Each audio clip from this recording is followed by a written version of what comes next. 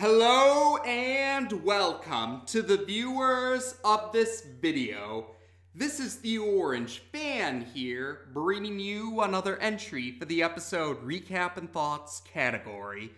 This video will be dedicated to episode 50 of the Loud House, Tricked. This is the third full episode of the Loud House overall, and the third full episode of season 2 in particular. It's also the first Halloween episode of The Loud House, and the opening and the ending are modified to reflect this.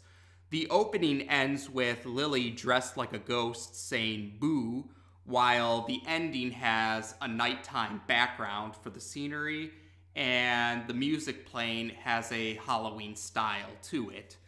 We begin this episode with most of the Loud family making preparations for something that Lucy has been wanting to do for her whole life, a haunted corn maze outside of the Loud House for Halloween. The one family member not helping is Lynn Sr., and that's because he's not a big fan of Halloween, to say the least, a sharp contrast to his daughter Lucy. And while we do see some of these preparations, Lincoln receives a call from Clyde over the walkie-talkie requesting him to meet him at a specific location, so Lincoln proceeds to do so. Lincoln and Clyde have been planning on... they've been searching for a neighborhood that would provide them with full-sized candy bars for Halloween when they go trick-or-treating. And they finally have found a neighborhood with full-sized candy bars, a gated community called Huntington Manor. But like I said, it has a big gate guarding the entrance, and there's a security guard there as well.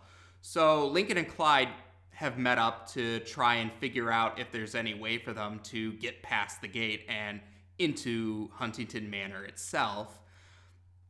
And that's when they see two kids that bear a striking resemblance to them. They have British accents, unlike Lincoln and Clyde, and there's a few other minor differences, but otherwise they do look an awful lot like Lincoln and Clyde. The Lincoln lookalike is named Alistair, and he's voiced by Jessica DeSico, Lynn and Lucy's voice artist. The Clyde lookalike is named Nigel, and he's voiced by Nika Fuderman, Luna's voice artist. The two boys leave in a taxi, and that's where Lincoln and Clyde get the idea to impersonate Alistair and Nigel so they can get inside Huntington Manor and go about their trick-or-treating. When they're trying to leave to make their plans, they accidentally bump into the two Hazeltucky Hocker football players from the Loudest Yard. Whereas the credits for that segment listed them as Big Kid 1 and Big Kid 2, the credits for this episode list them by their names, Hank and Hawk. And Clyde starts to nosebleed after Hank and Hawk intimidate them after they accidentally bump into them. And they find out that Hank and Hawk they become nauseated when they see the sight of blood. So after Clyde manages to stop the nose bleeding, Hank and Hawk say that they're looking for a neighborhood with the best candy for when they go trick-or-treating, and want to know if Lincoln and Clyde know of any neighborhoods. Not wanting to give away their discovery regarding Huntington Manor, Lincoln and Clyde tell Hank and Hawk about Franklin Avenue, where Lincoln's house is located, as the best place to get candy. So Hank and Hawk are satisfied with this answer, and they leave, that's when Lincoln and Clyde are able to head off to make their preparations. Now, we see that the 5 oldest Loud sisters and Rita are going to help Lucy with the haunted corn maze, while the remainder of the younger Loud sisters are gonna go trick-or-treating like Lincoln and Clyde are. The twins have 3 themed costumes, one that's patriotic, one that has a nautical theme to it, and the last one are salt and pepper costumes. Their plan is to trick-or-treat at the same house 3 times, each wearing these different costumes, because they feel that themed costumes will maximize the amount of candy they'll get. So going to the same house to trick-or-treat 3 times with 3 different themed costumes will maximize their amount of candy even further. Lisa is going as a kangaroo, and Lily is going as a baby kangaroo inside of the pouch of Lisa's kangaroo costume, because Lisa thinks that the adorable sight of a baby kangaroo with a mother kangaroo will maximize the amount of candy she'll receive. And because Lily only has 1 tooth, Lily won't be able to eat the candy, so Lisa gets all the candy from their joint efforts. As for Lincoln and Clyde, we see them in suits similar to the suits that Alistair and Nigel wore, and this makes the younger Loud Sisters that are gonna go trick or treating, they become suspicious, because they thought Lincoln and Clyde were going to go as Ace Savvy and One-Eyed Jack. Lincoln and Clyde claim that they're going as Ace Savvy and One-Eyed Jack, going undercover for some British, for reasons, they say that they're going as Ace Savvy and One-Eyed Jack, who are going undercover with a British theme for reasons, and they think this is weird, but they seem to have fallen for the claim all the same. And yeah, because Rita is helping out with the haunted corn maze, Lynn Sr is the parent who has to chaperone for the Loud family members and Clyde, who are going trick or treating. But Lynn Sr. keeps trying to come up with all sorts of excuses because he's not a fan of Halloween, but he still ends up getting strong-armed anyway. Once again, Lincoln and Clyde's secret is almost blown because the younger Loud Sisters that are going to go trick-or-treating notice that they're going in the opposite direction. Lincoln and Clyde claim that they're going to go counterclockwise this time around, and once again, they think it's a weird answer, but they seem to have fallen for it all the same. And so, while Lincoln and Clyde are almost out of Franklin Avenue, they hide when they see Hank and Hawk arriving, and they're wearing these unsettling baby masks as they enter Franklin Avenue. When the 2 bigger kids have entered Franklin Avenue, Lincoln and Clyde leave and they head to Huntington Manor. They manage to fool the security guard into thinking that they're not Alistair and Nigel. And once they enter Huntington Manor, they switch into their Ace Savvy and One-Eyed Jack costumes and proceed with their trick-or-treating. While they're in Huntington Manor, we do see a few scenes of the preparations for the haunted corn maze, and we also see the twins Lisa and Lily going about their trick-or-treating. And at one point, Lynn Sr. faints, so they end up having to drag him around in a wagon while they continue with their trick-or-treating. Eventually, Lincoln and Clyde have finished up trick-or-treating at Huntington Manor, but they're trying to figure out where they're going to store their candy, because Lincoln fears that his sisters will swarm the candy if they bring it to his house, and Clyde says that his parents will lock up the candy and only give him a certain amount each day if they bring the candy to Clyde's house. So Lincoln and Clyde end up deciding to bury their candy underground. They dig up some holes, they put the candy in the holes, or the bag of candy, and then they put the dirt back on top of it. So it's like buried treasure, essentially. So with their candy safely stored for now, Lincoln and Clyde return to Franklin Avenue, only to find that everything looks disastrous. There's toilet paper all over the trees. The jack-o'-lanterns have been smashed up, and no one is outside, there's no trick-or-treaters in sight. And when they return to the Loud house, they see that the family members are throwing in the towel because the reason why no one is out trick-or-treating and the reason why everything is a mess in the neighborhood is because of Hank and Hawk. And, well, Lincoln and Clyde still are hoping that maybe it's just a coincidence, but as the other sisters, the Loud Sisters are as the Loud Sisters are being more and more specific about the culprits, it's much more clear that Hank and Hawk are responsible for the mess that happened. And Lincoln and Clyde are guilty, or they feel guilty because they were the ones who pointed Hank and Hawk towards Franklin Avenue. And they're trying to figure out how they can make things right for everyone. They realize, and on top of that, Hank and Hawk stole everyone's candy. Yeah, they stole the candy of all the trick-or-treaters on Franklin Avenue. So Lincoln and Clyde figure that it's too late to fix the jack-o'-lanterns, and it's too late to get any more trick-or-treaters outside. So they figure that the best they can do is try to get the candy back that was stolen by Hank and Hawk. And while they go searching, they eventually manage to find a trail of candy bar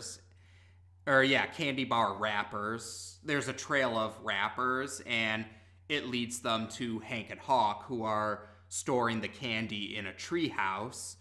So now Lincoln and Clyde are trying to figure out how they're going to get the candy back and figuring out ways to distract Hank or Hawk. But eventually they hear the two Hazeltucky Hocker football players end up passing out because of all the candy they ate. So this gives Lincoln and Clyde the chance to sneak into the treehouse and claim the bag of candy. But they can't fit through the doorway because the candy bag's too big, so they have to try and go out the window, but Hank and Hawk wake up again and catch them trying to get the candy back. So they beat them up so they look like human pretzels, the threat that Lori likes to make to Lincoln, and then they throw them in a dumpster afterwards.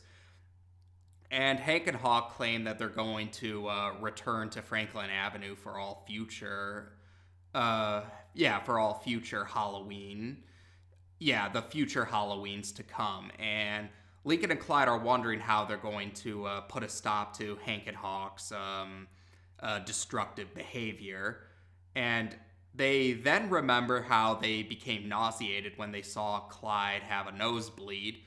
So Lincoln calls up Lucy and tells her to set up her haunted corn maze again because he has some people in mind to enter the haunted corn maze, and Lucy is thrilled to have the chance to set up her haunted corn maze after all. So Lincoln and Clyde are in their disguises where they impersonate Alistair and Nigel, and they fill up these bags with leaves, pretending they're candy bags, and they are outside of Hank and Hawk's treehouse, and they're claiming that they managed to get some more candy and to entice Hank and Hawk. And the two boys want to get more candy, so they chase after Lincoln and Clyde, who eventually lead them into the haunted corn maze. And while Lincoln and Clyde hide in the corn maze, Hank and Hawk get the full experience of the haunted corn maze. Luna is playing we get a musical sequence where Luna is playing a song that's named after it has the name of the episode in it. I think it's called You Got Tricked, You Got Tricked. And it's quite the out there music video. I guess you could call it that from out of universe context. It's like a music video. But in any case, Hank and Hawk are scared out of their minds throughout the song. And by the end of the song, they get covered in fake blood and they run away and screaming, saying that they're never going to come back to Franklin Avenue in the future on Halloween. So that turned out well. And so Hank and Hawk received punishment for their actions. And actually seeing the haunted corn maze in action, this actually inspires the trick-or-treaters to come out of hiding so they can experience the haunted corn maze. So Lucy's dream is fulfilled. And as for the candy that was stolen, Lincoln and Clyde end up giving out the candy they got from Huntington Manor to trick-or-treaters. And eventually, when the Loud Sisters are questioning where Lincoln and Clyde got full-sized candy bars, Lincoln and Clyde say they'll tell them about Huntington Manor for next Halloween. And so Lincoln and Clyde decide that giving out the candy they got from Huntington Manor was as fun as acquiring the candy in the first place. And the episode ends with Lynn Sr. waking up after he lost consciousness earlier, but once again he gets scared and proclaims his hatred for Halloween. Now, I enjoyed this episode. I mentioned before that in season 1, there was episode 25 had 2 segments that kind of had a Halloween theme to them, but they weren't actually Halloween episodes. So this time we do have an actual Halloween episode, and I thought it was a good one. I do admit it was pretty interesting that they went with the giving over receiving lesson for it, because that's a lesson you usually associate with Christmas. But it makes sense. I could understand why they did that, what with the candy and all, but I thought that was pretty amusing to see a lesson that's usually associated with Christmas being in a Halloween episode, but I thought it was well done all the same.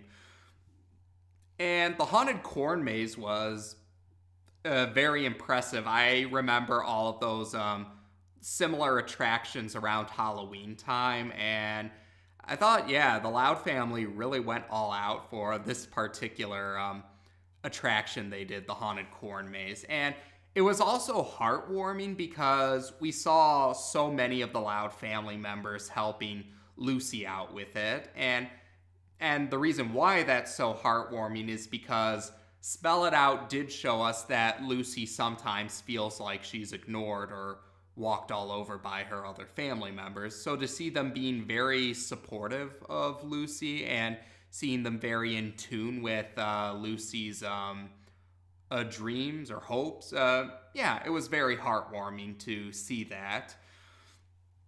And otherwise, yeah, this episode brought back Hank and Hawk, and they joined the list of characters who originally appeared, but the credits gave them like a generic description rather than their actual names, only to bring them back in a more prevalent role and to have their names revealed.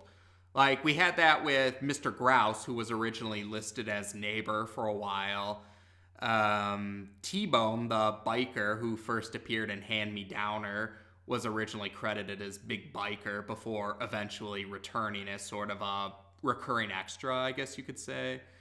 So, yeah, Hank and Hawk made their return. When I watched the episode just beforehand to have it all fresh in my mind when I gave my recap and thoughts, I don't recall hearing their names actually said out loud, but they were mentioned in the ending credits. So at least it's nice to put a name for them. And yeah, I think they fulfilled their role as antagonistic jerks really well. And they did end up getting their just desserts for what they did.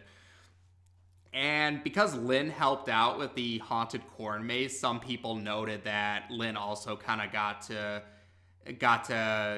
Hank and Hawk were also punished for when they injured Lynn during the Loudest Yard as well. So some people thought that was another case of them getting their getting their just desserts for something that they did beforehand, so they didn't get away with some of their actions in Loudest Yard with a slap on the wrist because of what happened here. So some people thought that was pretty amusing. Otherwise, yeah, we do get some more identical stranger characters in Alistair and Nigel, two kids that bear strong resemblances to Lincoln and Clyde. Lincoln's already kind of had some lookalikes before with, the bratty kid from Serial Offender was a Lincoln lookalike, and Laurie had an identical stranger too in Carol Pingree. So I thought that was pretty amusing that we have some more characters that bear strong resemblance to some of the characters we're used to seeing. And it does happen in real life, to be fair. I remember that I was constantly confused for some other guy who apparently bared a strong resemblance to me. So, yeah, it definitely happens sometimes.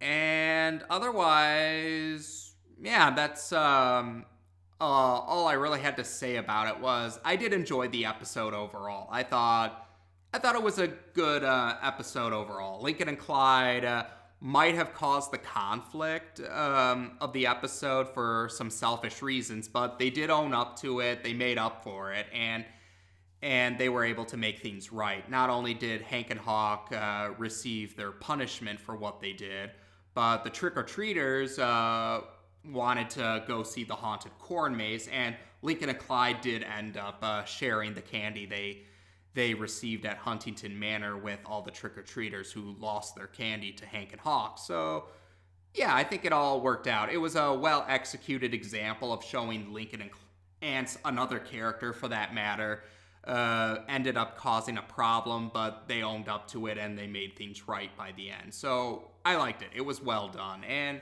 yeah, it was definitely a fun watch for Halloween time as well. And yeah, we got to see more antagonists in Hank and Hawk, or they had a more prevalent role compared to their first appearance. And well, Alistair and Nigel's arrival, I'm sure that some fans will probably come up with some interesting ideas involving Alistair and Nigel and their similarities to Lincoln and Clyde. But overall, yeah, this was a good episode in my book. Good Halloween-themed episode, and this is the last full episode for Season 2, which means the last two Season 2 episodes are going to have an A segment and a B segment. So, there you go. We've now discussed episode 50 of The Loud House. Take care, and until next time...